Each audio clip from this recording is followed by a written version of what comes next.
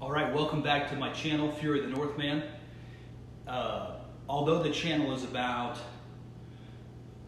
concepts of money, how to pay off debt, how to manipulate credit, how to make your money work harder for you, how to succeed better at your job and thrive more in that environment, I felt it important that once a week we have, or rather I have, an episode for you that is strictly motivational based. Obviously there are things that come into our life that can happen out of the blue that can be traumatic or problematic to what we're doing in our day-to-day activities. Just concerning going to work, our vision for the week, for the month, where we want to be in 6 years, if some of us have a 5-year goal, whatever the case may be. Things can happen that can hurt that and affect that. But in truth, what really takes place more often, at least for me, and I'm assuming it's similar for you, is many times the mundanity of existence, the day in and day out, going to work, coming home, being with your spouse, being with your kids, just that mundane existence really can oftentimes take the edge of our intensity, right? So if our passion, our intensity, if that's a sword, forgive the example, but it can take the edge of that blade, and over time it just starts to round it off enough to where instead of cutting power that can really tear into the reality that we're in and start to shape it for ourselves and how we want to see it and how we want to be, the mundane existence and just kind of the ever-present sameness, if that's the right word, can over time dull it and round it off to where instead of a sharp sword that we can use to cut and to pierce, instead it just becomes a dull stick that really is ineffectual. So for me, what I do, I try to get motivated once a week. I go to the gym. I love the people that I'm there with. It's exciting, but even in my own personal time, I just want to get my blood pressure and my intensity up. A lot of times I listen to Mudvayne's Dig. It's a great song. If you ever want to work out or go for a run, put on Mudvayne's Dig. It's fantastic. But I need this. And as I said in my previous video, there's probably at least 1 million people like me that also need to have a shot of life throughout the week. And I couldn't think of any better day than Wednesday, hump day. Obviously, I think most of us would agree Monday's probably the toughest day to get going, especially if we've really enjoyed the weekend. But there's something about Monday where we got to get over that hump to make it to the end of the week so we can enjoy the weekend, and or get over the hump just with tasks or jobs or schedules that we have to get completed really before Friday, right? So every Wednesday is going to be the motivational video on this channel, okay? I'm pumped about this. We're not going to talk about money.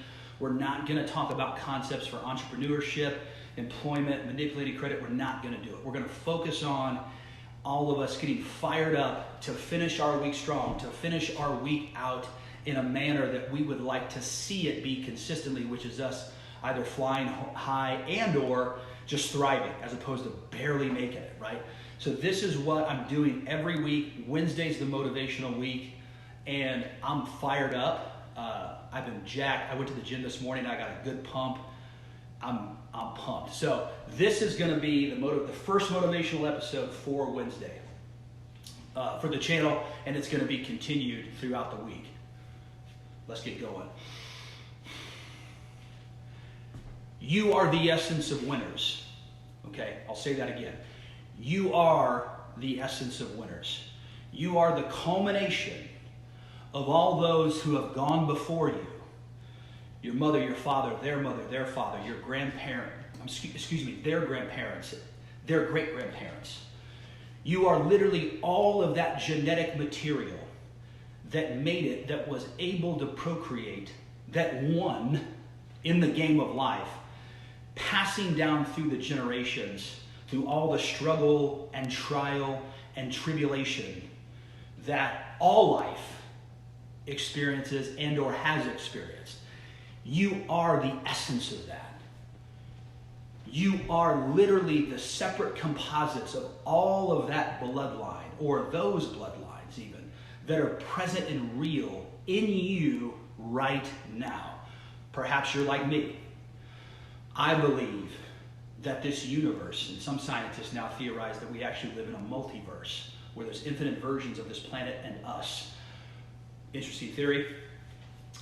But if you're like me, maybe you believe that a divine creator manifested everything, the author of all things, thought of this existence, and then in doing so thought of me right here, right now, and made the universe, the sun, our galaxy, the planets that, along with our planet, orbit the sun, made it for me to be right here, right now. If you're like me and you think that way, or you feel that way, you've chosen to believe that, what that means is that not only do you have what I said earlier about all of the strength and the power that comes from previous generations and the bloodlines that are now present in you, but also if you think and feel and believe, like I said, that a divine creator made all of this, that also means that part of you is the divine creator.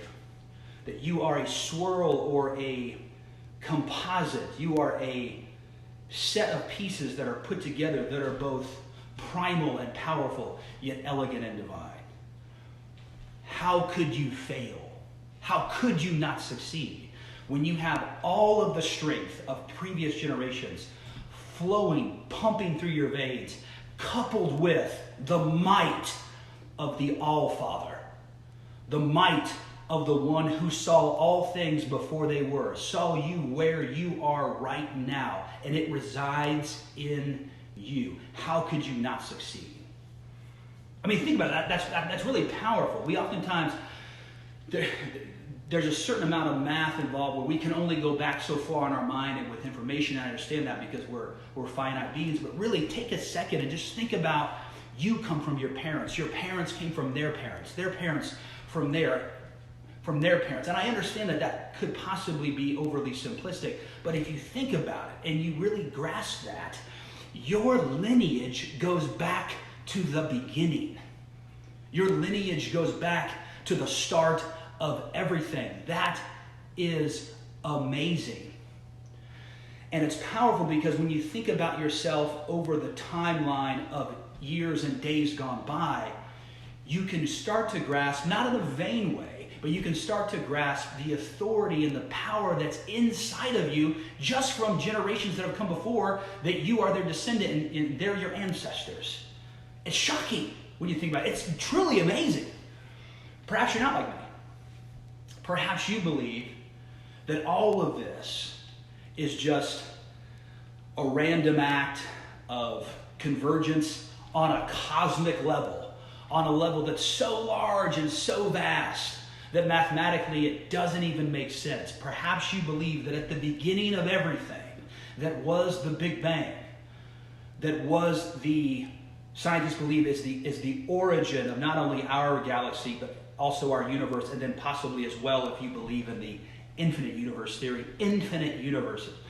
If you believe that the Big Bang was the beginning of that, in many ways, that is more profound and more shocking than an all-loving, almighty creator. Because consider this, at the beginning, at the Big Bang, scientists believe and they say that there would have to be, for this to even exist and be what it is, there had to be a lower amount of antimatter than matter, because if they were actually in equal parts, you would have had the Big Bang, then you would have had probably a secondary explosion, and then nothing. Now, again, I'm not a quantum physicist, nor am I a scientist. I'm speaking this at a very low level, but bear with me. But if you think that and if you feel that all of this, the universe, the planets, the multiverse, whatever the case may be, is all from a cosmic accident, that is amazing. I mean, consider that from the Big Bang, all of the material that was necessary to create planets and form stars happened in a chaotic fashion that had no form and no thought behind it. But from it, planets started to orbit stars, not unlike ours, where we have 9 planets that orbit our sun, and 2 of those planets, one in particular, acting almost like a body of armor that's catching meteorites, flying through space, hurtling through space for arguably billions of years. that this one planet is catching the excessive amount, while at the same time some meteorites are making it through and colliding with our primordial Earth and bringing with it different materials, different rock that may not be found on our planet. Some scientists also believe that some of those meteors actually brought with them spores and/or type of mushroom, as certain mushrooms they found can survive and/or last longer in space in the vacuum thereof. This is all a theory, by the way, but it's amazing and it's powerful when you think about that.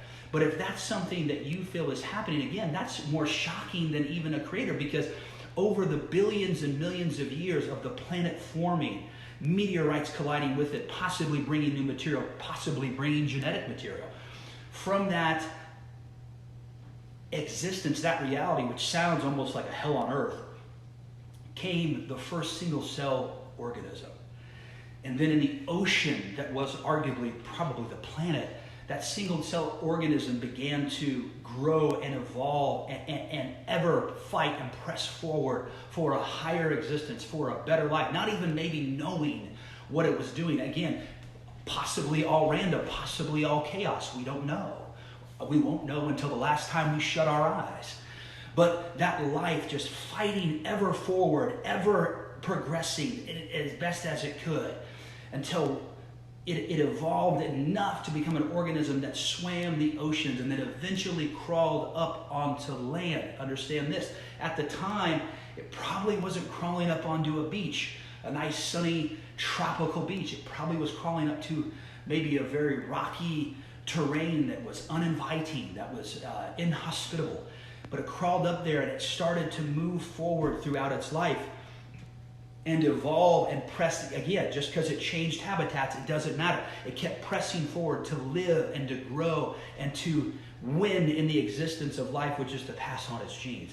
And then at some point, certain genetic types of that organism started to break off and create different animals and organisms that are on this planet now, until finally that organism evolved in such a way where it became the monkey or the primate, the ape, that would later become a higher ape. And then from there would become the early forms of man, Neanderthal, Cro-Magnon. And from all of those mergers, scientists believe that actually humanity now is really a composite of multiple types of early man that interbred. And while some bloodlines rose, others died. But they all carried on the genetic types that were in each and every one that commingled together. From those comminglings came the early man. Out of that cosmic level chaos came the life that became the ape, that became the man, that you, if you are alive today, can literally trace back to the beginning of that. Now, obviously, I understand 23andMe doesn't go that far back. Please don't misunderstand what I'm saying. If you believe that all life started as a single cell organism, and that from there it evolved, and at some point it broke off in different directions to create different animals, and one of those animals being humans, that means, if you think about it, you can trace your existence back to the beginning, and that your bloodline, the bloodline of kings and queens, resides within you today, right here and right now. I mean, it's shocking when you think about that. It really is. Again, it's hard to conceptualize it, because it's like, wait a minute, it sounds almost like Tolkien or like, fairy tales. But it's true, if that is the case. In any course of faith you choose, you can trace your origins back to the beginning. Obviously, you really can't. Scientifically, we don't have that ability yet. But we know that we came from something. We know that we came from a life that predates us, and that life came from a life that predated them, and so on and so forth, all the way back. We know that. It's powerful when you think about it. And again, in that regard, that's even more phenomenal in many ways, that out of the chaos came early life, and then that early life developed and evolved to finally humans. And now from that human, you are here now. I mean, that's shocking when you think about it. In some ways, it's even more phenomenal than believing, as I said earlier, that there is a divine Father that created all of this. My point is saying that whatever road you take, whether you have the faith that this is all accident, this is all an accident, this is all from an explosion in over billions of years where mathematically it doesn't necessarily make a lot of sense. Somehow all this perfection happened. Or, like me, you think it was created by an omnipotent mind that we can't even really fathom. Whatever route you take, whatever road you choose, because ultimately anything in this life is a choice, I want you to understand that within you today resides all of the answers for the problems that we face, the problems of our nation, of our people, of our planet. The answer is in you, in part from the genetic lineage that comes before you, coupled with your personal experiences and your trials and tribulations and the cross that you bore, whether it be people being cruel to you for your gender, your ethnicity, your sexual orientation, whatever the case may be, people propping you up because of either or whatever. The answers to our nation's problems, our people, and our planet reside in you. You have to call them to order. You have to call it to order. You have to bring it into focus to make it the best you can. But you are the answer for today. I am the answer for today. I don't care if you're black, white, gay, straight, Asian, Muslim, Christian, Jew, Gentile, whatever the case may be. You are the answer for today. You can do nothing until you first believe it. I'll say that again. You can do nothing until you first believe that you are the solution for this time, for this place, right here, right now. Don't let the mundanity of life and the day in and day out slow existence dull that edge, sharpen that blade, and go make your reality what you want, because most likely if you call all of your gifts, all of your talents to order, if you focus it on that razor sharp edge of intensity, you'll not only create a reality and manifest a reality for yourself that's abundant for you and wonderful and kind, but in doing so, you'll create a platform where you could do it for others. It isn't about you. All of the greatness that's in you is a tool for you to be the answer for today. Know that. Believe that. Feel that in your very soul, in your heart. Feel that in your consciousness. Don't allow yourself to be suffocated by the day in and day out. You're better than that. Kings and queens live in you. You're better than that. Know that today. This is Hump Day, baby. This is every single week. Motivational Wednesday. We are not going to allow ourselves to not go through life fired up. We will not be the Walking Dead. We are more than what we are now, and we will experience the greatness that is us. The greatness that is you and I. Let's go. God bless.